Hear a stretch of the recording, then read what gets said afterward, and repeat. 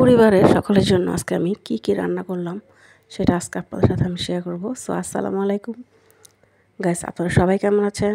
আশা করি সকলেই ভালো আছেন।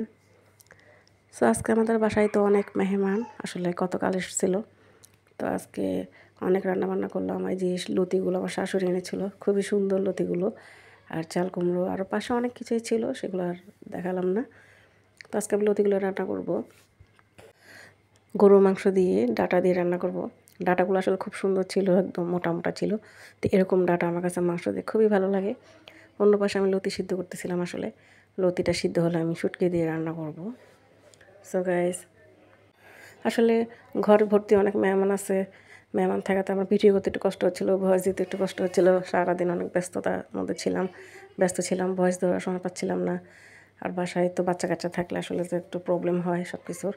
তো এই যে আমি আসলে আগে লতিটা রান্না করব।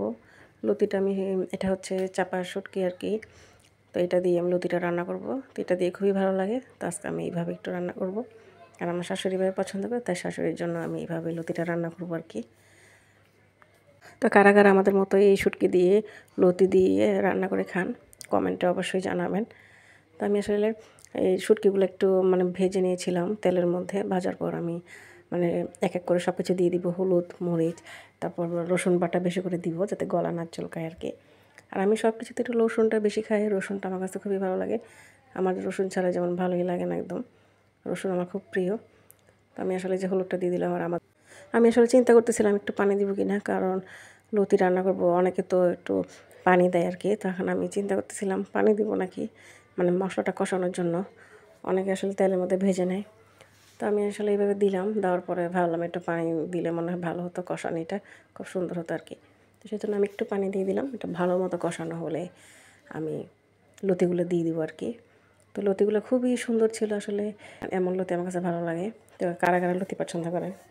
আর আমি সব কিছুতে একটু রসুনটা বেশিই দিই, যেহেতু লতি যাতে গলা ধরবে, আবার যদি গলা ধরে সেজন্য আমি একটু বেশি করে রসুনটা দিয়ে দিলাম। করার চেষ্টা করতেছিলাম আর কি, যাতে সবাই খেয়ে প্রশংসা করে। তাই জানি না কতটুকু ভালো করতে পারবো, আমি যতটুকু পারি আমি সেভাবে করতেছিলাম। আর এই যে আমার লতি রান্না হয়ে গেছে, আমি আসলে লতির মধ্যে একটা জলপাই দিয়েছিলাম। আর জলপাই দিলে তো আমার কাছে ভালো লাগে, জলপাই দিয়ে দিয়ে খাবো আর কি। আর আমার ছেলেটা খুব জলপাই পছন্দ করে, সেই জন্য একটু জলপাইটা বেশি দিয়েছিলাম। আর আমি এখানে আসলে গরুর মাংস রান্না করব ডাটা দিয়ে।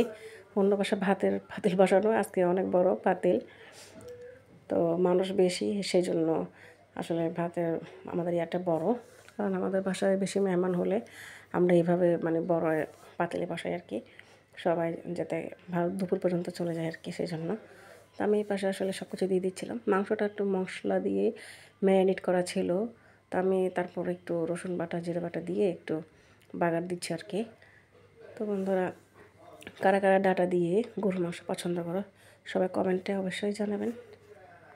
সো আমি ভালো করে একটু কষানোর চেষ্টা করতেছিলাম আর কি, কারণ মাংসটা যতই আপনার কষানো হবে ততই টেস্ট হবে। খুব ধৈর্য সহকারে আসলে মাংসটা রান্না করতে হয়। আপনি যত আর কি কষানোটা যত ভালো হবে ততই মাংসর টেস্টটা ভালো হবে। আসলে লতিটা রান্না করার পর আমার শাশুড়ি বলতেছে একটু ভেজা ভাজা করার জন্য। তো আমি আবার একটুখানি পানি দিয়ে লতিটা আবার একটু এইভাবে করলাম আর কি। আমাদের এখানে তো প্রচণ্ড বৃষ্টি হচ্ছে, বৃষ্টিতে আমাদের এখানে পানি কমছিল, আবার পানি উঠে গেছে এদিকে।